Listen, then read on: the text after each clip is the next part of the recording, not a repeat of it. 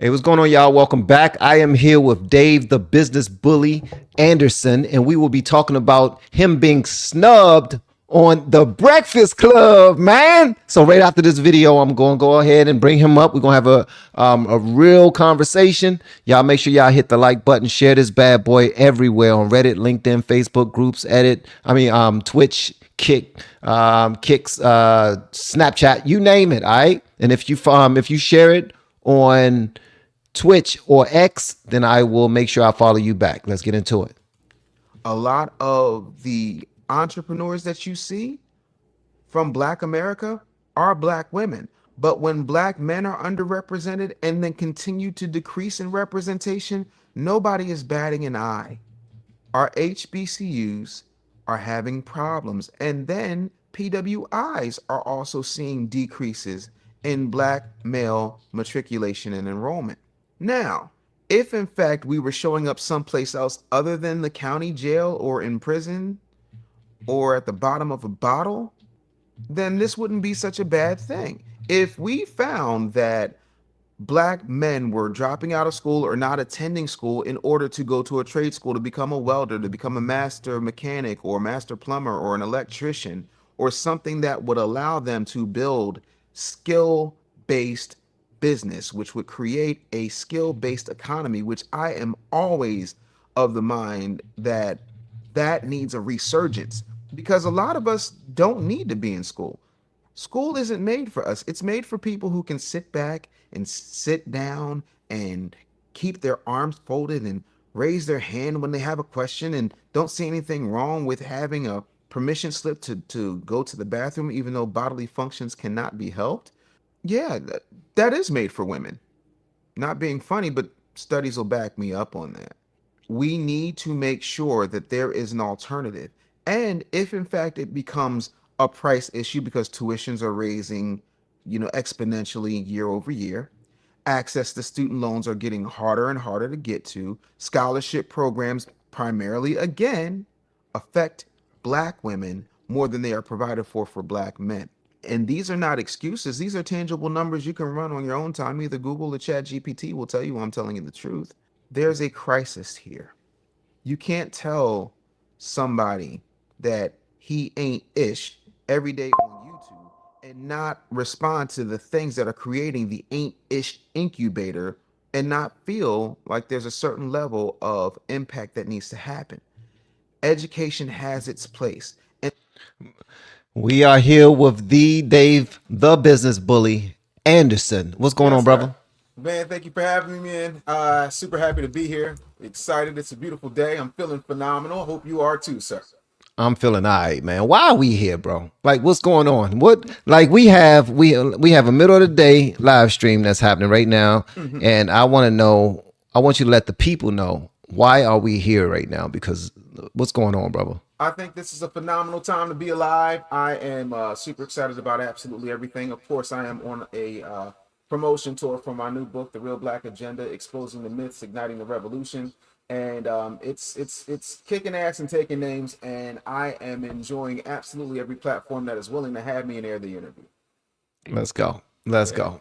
yeah, From my understanding, you just now was on the Breakfast Club yeah, yeah, recently. yeah. That was about 7 weeks ago. Had a great time there. We talked about a bunch of things, particularly about what needs to happen in order for us to be responsible. Because I don't deal in myths and flights of fancy. I deal in hard brass tacks. And there's a lot of things that we need to do in order to clean up our community and be a thriving group of individuals. And so I think it was a really good conversation. The interview has not aired yet. I do not know why. It has been 7 weeks now, Okay. and I have yet to get a complete, concise, official, straight answer. So I'm only left to speculate. But at the end of the day, whether they choose to air it or not, I think the conversation was important, and I am always willing to, have that conversation with anybody.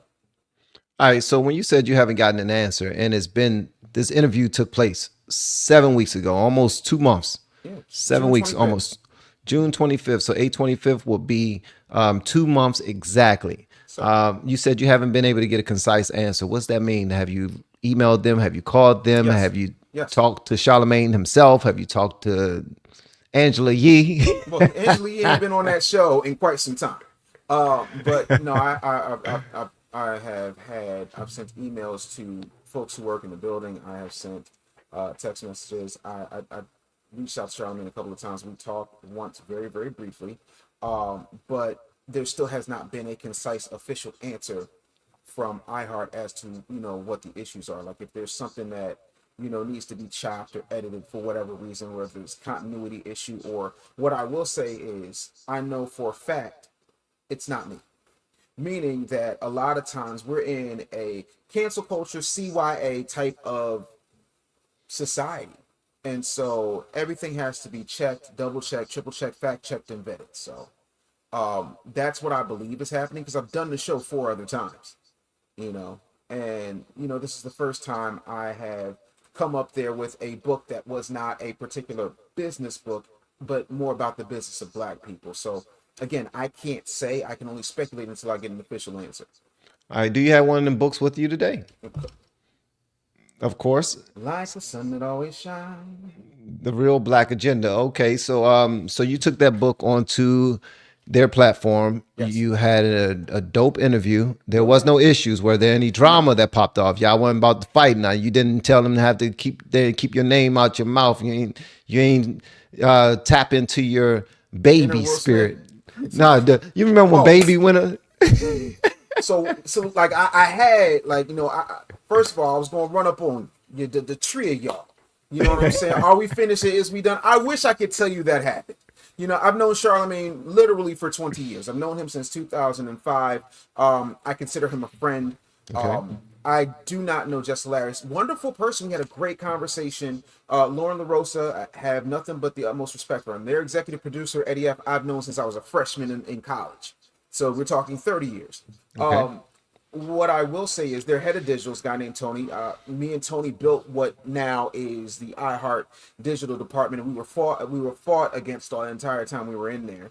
But again, no beef nowhere. Like, I wish I could tell you that, because that would make sense. But at the almost ripe old age of almost 50, I ain't throwing no punches I ain't got to, bro.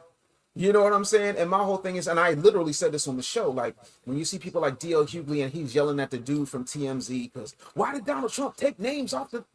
You're a multimillionaire. Why are you yelling? Why isn't your point loud enough? Why aren't your facts loud enough where you can have a conversation without yelling and screaming and berating people? I'm a big believer, especially now, more than ever, that you need to be able to disagree without being disrespectful. And to me, that is the most important thing that we can do.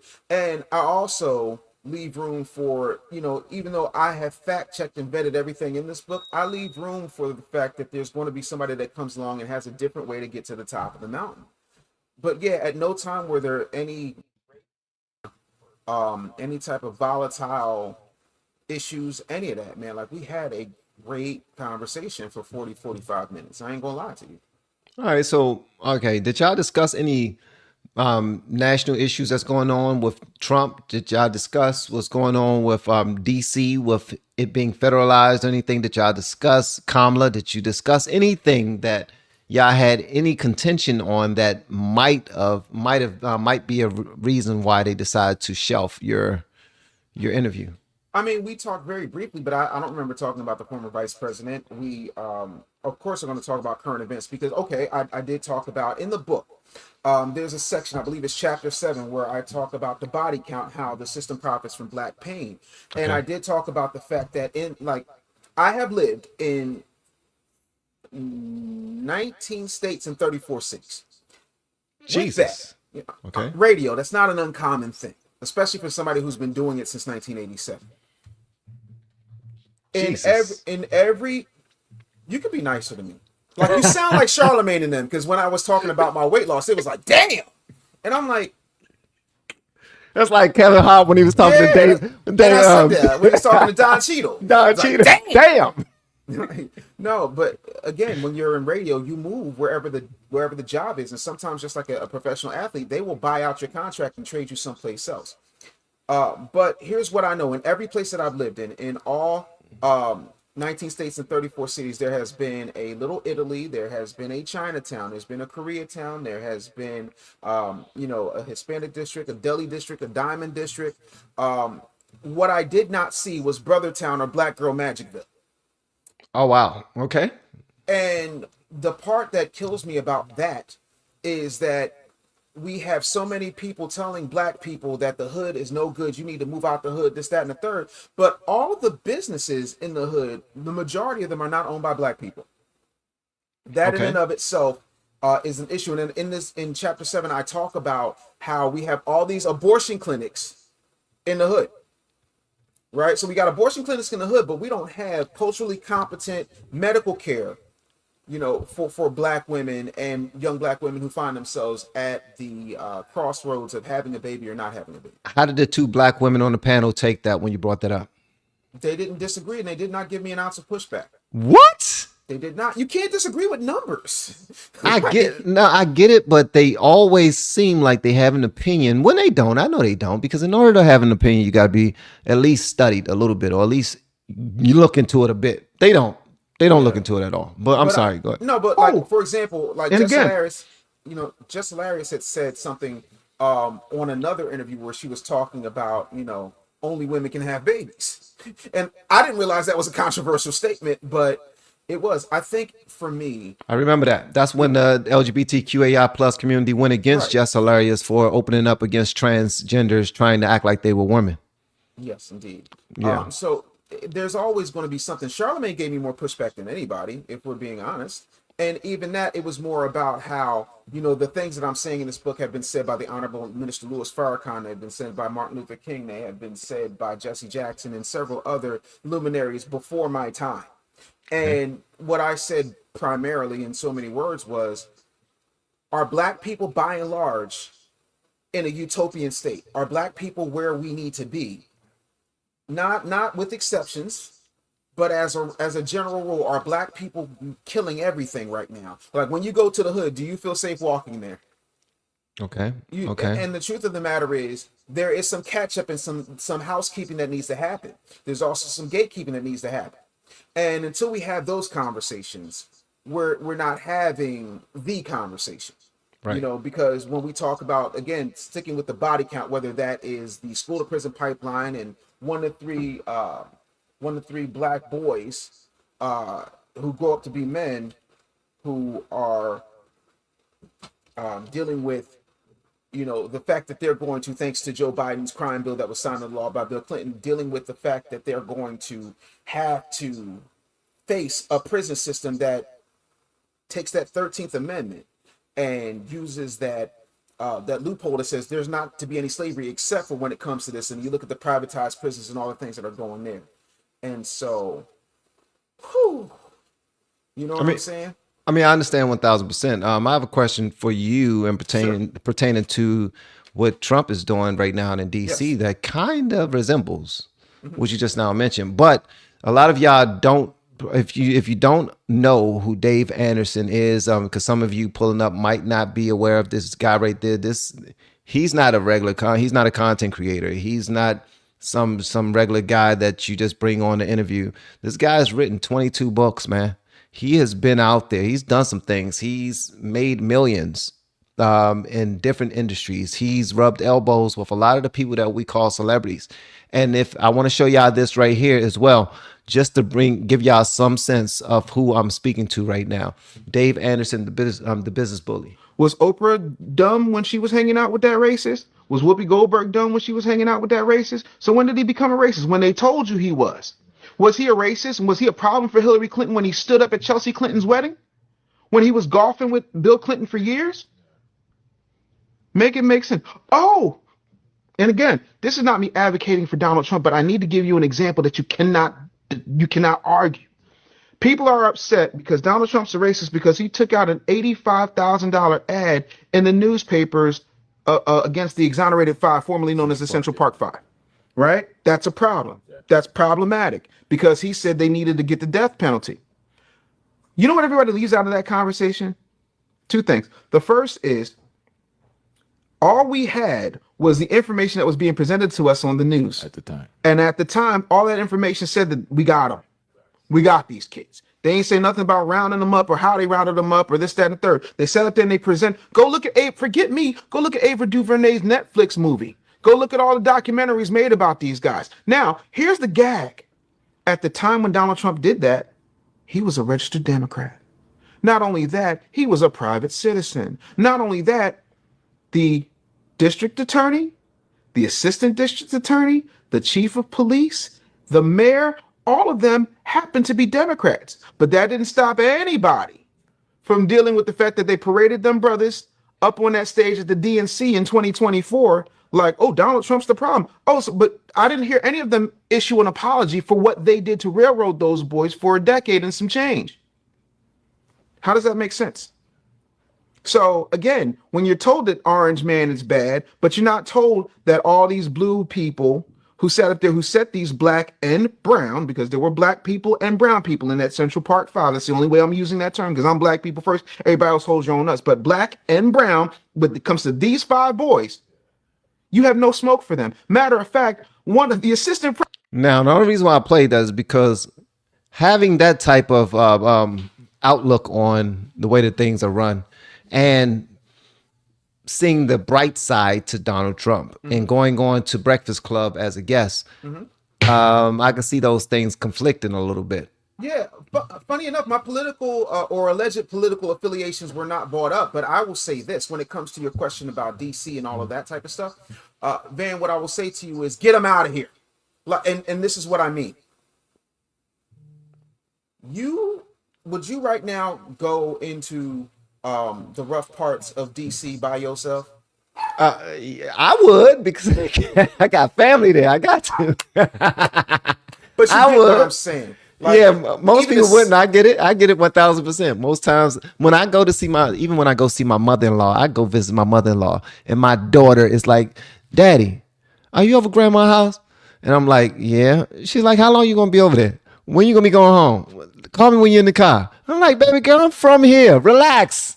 Like, relax. She's like, "I don't care. You're not living there now, and it's not the same as when you was growing up there. So call me when you get there." Then my wife called me, "Babe, what time you coming back?" So every time I'm on that side of the road, in those parts, yeah. So I get it 1,000% because it's not getting better. No, and that's the thing. And I said this on Pop and Politics in I think 2024, maybe 2023. When you look at these quote unquote urban cities that are run by Democratic mayors, and again, I call balls and strikes. The problem is that the majority of those cities are overrun with crime, and nobody is doing anything about it because they're using that as a talking point to get reelected in the next cycle or to collect donations. It's a hustle. So now you got somebody saying that this is a crisis.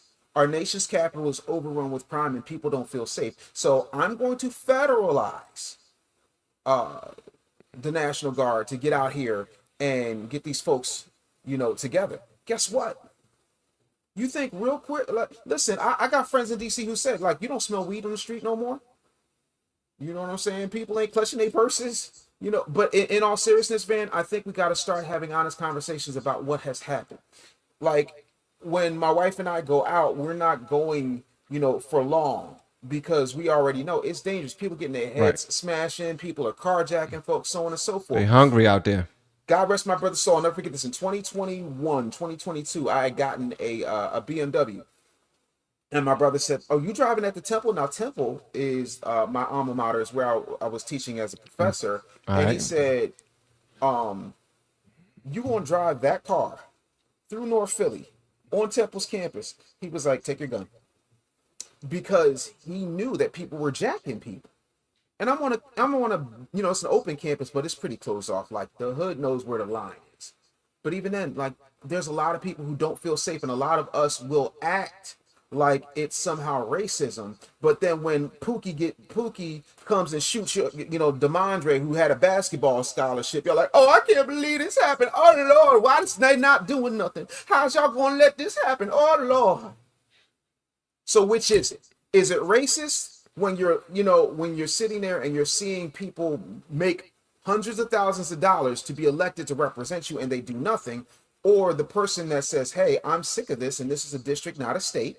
and I'm going to go in and I'm going to clean this mess up because everybody else just wanted to turn a blind eye or we'll deal with it or so on and so forth. Like, which is it? You're right. Listen, you're right. 1000%. You're right. I have to take you back to the Breakfast Club thing though. Sure. Have you and Charlamagne the God or DJ Envy ever been at odds in any way, shape, or form? Well, I mean, Charlamagne and I have differences of opinion with anything. And I think most friends do have differences of opinion. I've never had an ill word to say to Envy. You know what I'm saying? Like, out of the 4 times I've done the Breakfast Club, Envy's only been there once. And so it's a running joke that Envy owes me money because he keep running from me like he owed me money because he's never there when I'm there except for one time. But no, we've never had any like arguments. We've had philosophical debates. You know what I'm saying? Because, you know, people were like, oh, well, look at what Doge is doing. And I was like, well, yeah, but Clinton did this in the 90s. Like, this isn't anything new. You know, oh, well. He did. He when did. The when Clinton I'm sorry, when we had those cages, when Obama built those cages, and he still is 6 million above what Trump has done when it comes to deportation and mass deportation. He's deporter in chief. And he even literally got on television and said, if you're here illegally, you know, you gotta go. Look, I thought you weren't supposed to talk like that when you in Toastmasters. They tried to beat that out of you. But they say that Obama is the best orator that they've heard in a long time as far as presidents are concerned. Now, that's a low bar. Okay. I mean, in our lifetime, let's look at who we've had. We've had Carter, we've had Reagan, we've had Bush 1, we've had Clinton, Bush 2, Obama, Trump, Biden, and Trump. Out of those, I say 3 were good at speaking publicly, and even then, they all had their quirks. Clinton did it all. I did not have relations with that woman. Like, man. Yeah, that's just yogurt on her dress. I got you. And the other part of that is Toastmasters are for people who want to be speakers. They're not That's for true. actual speakers. They give awards to actual speakers, but real speakers don't do Toastmasters. I got you. I got you 1000%. It's just for people that aspire to be like these real speakers. Mm-hmm. Yeah. So just so y'all know, this is Dave Anderson, the business bully. He did an interview on the Breakfast Club 7 weeks ago on June 25th, 5 days before my wife's birthday. And it still hasn't been released on Breakfast Club. They won't release it. They haven't responded in kind, saying that we plan on releasing it on this day, or this is the issue, or, you know, the files got corrupted, anything like that. They can, that's what I would say. I'd be like, man, you'll never guess what happened. Right. Like, hey, see what had happened was.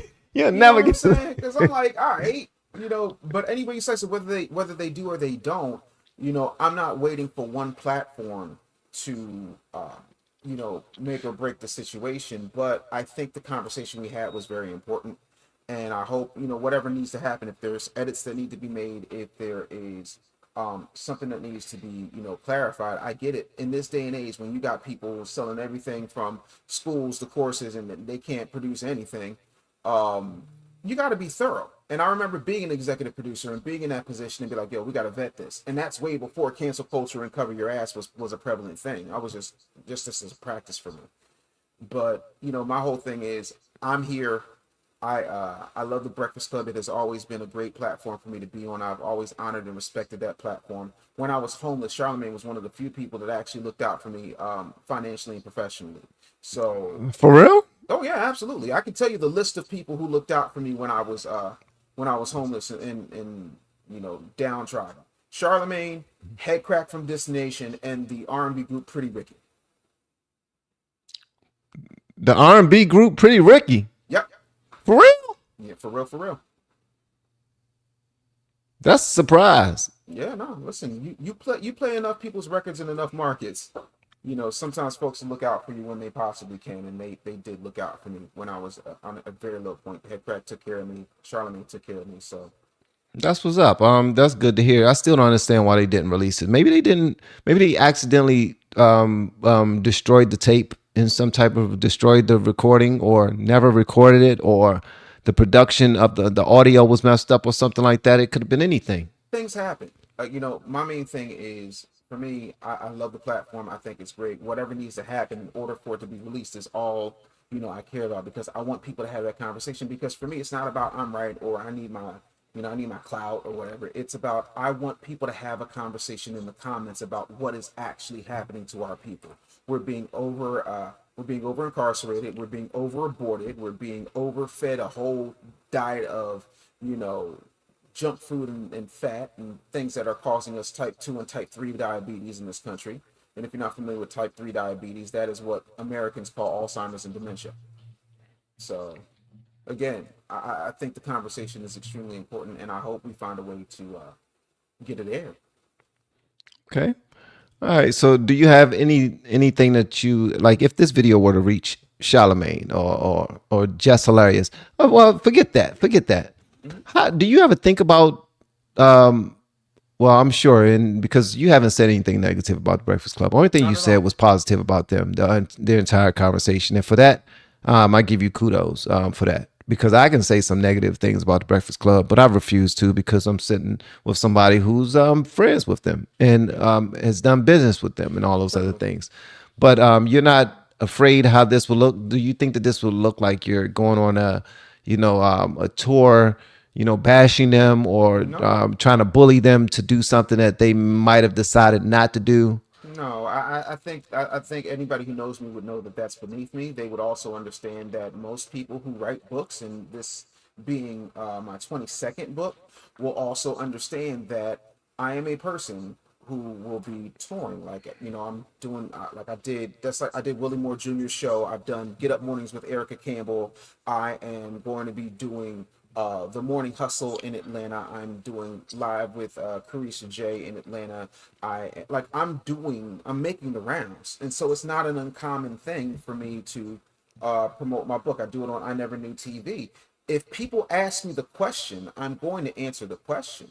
And the question is, hey, what happened to your Breakfast Club interview? Because we saw you start promoting it on June 26th. Where's the interview? Why haven't they aired it? Those are natural questions. And the only answer I can give you is the answer that I've been giving you, which is I don't know.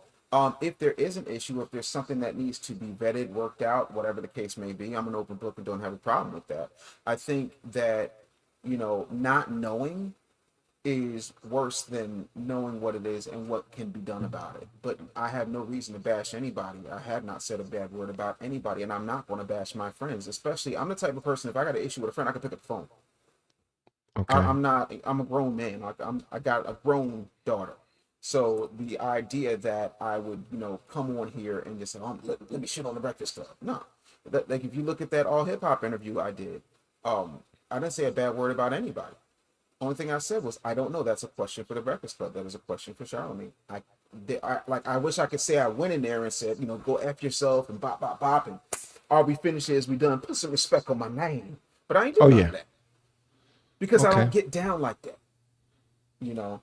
And that's it. I cannot fix a problem I don't know exists. And if I do know it exists, it only has, two responses. I can either say, yes, let's fix the problem this way, or say, no, just scrap the whole thing. But I don't want to scrap the whole thing because I think the conversation is important. I've worked very, very hard, having left the industry almost 15 years ago now. And I have built businesses, I have built partnerships, I have joint ventures, that put money in a lot of people's pockets. And I want to continue to be able to show people by example what that looks like. And being that person, being the face of a lot of different brands and companies, the last thing I want to do is be sitting up here yelling, cursing, Suge Knight and somebody hanging them over a balcony like, run my interview. Like, do I look like Eddie Arcadian? Is this the last dragon? I'm catching bullets with my teeth because you're not running my record. Like, come on, man, that's childish stuff. That comes straight out of a comic book. I get it 1000%. And I'm glad that you're the bigger man. I'm just gonna say this: Breakfast Club need to do better. Y'all need a daggone do better. When y'all bring somebody on there as a professional courtesy to make sure that their video get out there, even if they don't get their video posted, you let them know, man. You give them some level of understanding so that they're not sitting there waiting. They have people waiting for that video to come out. And it would behoove you to do the right thing and release the daggone video, or at least communicate with the content creator that you brought on or the author in this case that you brought on, and let them know why exactly you did not release that yet. And also, y'all need to step up your political knowledge, because right now everybody is just in this liberal hive mind and getting dumber and dumber right beside one another as y'all move toward the lake of fire, because that's exactly where y'all are moving. So at the end of the day, he might not have any ill will toward y'all for keeping or holding on to that interview, but I do. So y'all need to release it. We want to hear what he has to say. If you can release Kamala Harris's interview and hype it up like one of the best interviews since sliced bread, which was some BS, complete BS, and I can name many other people y'all didn't had on your show where it was trash interviews, but you had somebody on your interview that you interviewed someone by the name of Dave Anderson, who is extremely knowledgeable, wrote 22 freaking books. The dude is super talented, is friends with a lot of people in the industry, man. Why would y'all do this to the brother, man? Release his daggone video or tell him why you have not yet, because it's BS. Y'all, they're seeming a little salty right now, in my opinion, and I don't like it. So see, listen, I wish I could agree with that. I don't know if they're salty or not, but what I will say is the one thing I did come in there with was a plan for each member of the Breakfast Club where they could improve their business. You know what I'm saying? And I mean, you're a client of mine. You know how I get down when I got a plan. I'm like, hey, we do this, we do that, we do this, we do that. And it wasn't about pitching anybody. It's about showing capability, because a lot of so-called experts will get on there and they won't be able to show anything. And I wanted to give them something tangible that they could see.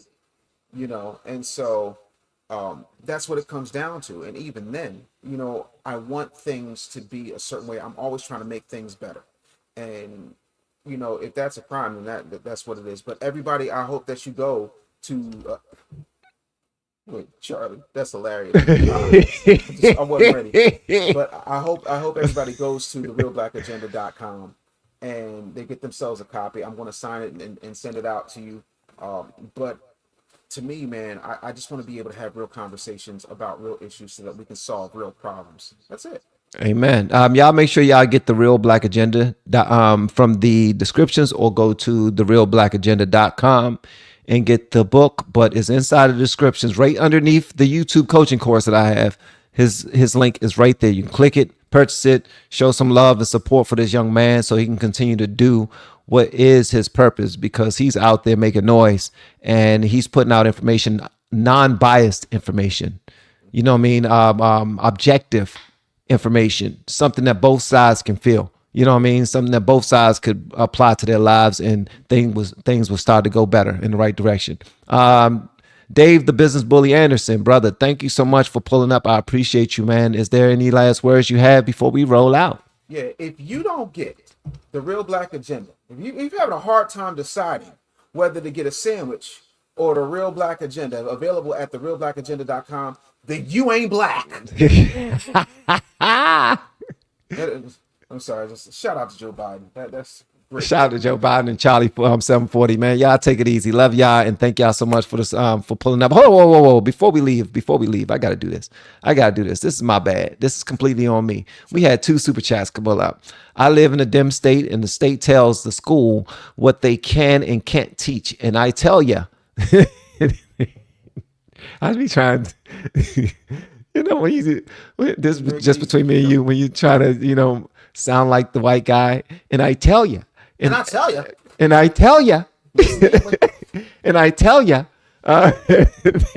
they make it to keep people dumb, down, and one-sided. Thank you, Hydro Man. And also, Hydro Man, they didn't see Trump as a threat the first time he ran, but knew, the other knew, he was, when he got in now, that he's back. Mm-hmm. Okay. They didn't see Trump as a threat the first time he ran, but knew he was when he got in. Now that he's back in, they know he's a threat. How they control people blind. All right. Man, y'all better start using y'all daggone punctuations. Have me up here looking like I can't read, man. I Y'all don't know better why go somewhere. and that's the thing, rappers, like, I need T.I. to start selling his own brand of thesauruses. Like, I think that's going to take off. And for white people, I want y'all to read the Real Black Agenda too, so y'all can have an understanding of what's going on for real. That's right. I mean? So I tell you, people don't feel like you can't get it. You ain't black, but you can understand. So go ahead and get the book. I made it so that even white people can understand it. I tell ya. We have been helping people grow online. It has been absolutely amazing. We have helped many content creators get from zero to monetization in under 30 days. We even have a couple of these superstars who did it in 1 or 2 weeks. If you want to learn how to do YouTube, I don't care your age, I don't care what skills or talents you have. Trust me, I can help you do it effortlessly. Just reach out to me with the word coach and we can get it done. One more thing. We have a YouTube course that I just now created. I'm extremely proud of, and a lot of people are getting so much from. Purchase that course and work with us. You can join our private Facebook group and our daily group calls, which is 3 to 5 days per week, and you can learn so much more than you've ever learned before. I can't wait to hear from you. Love you. Peace.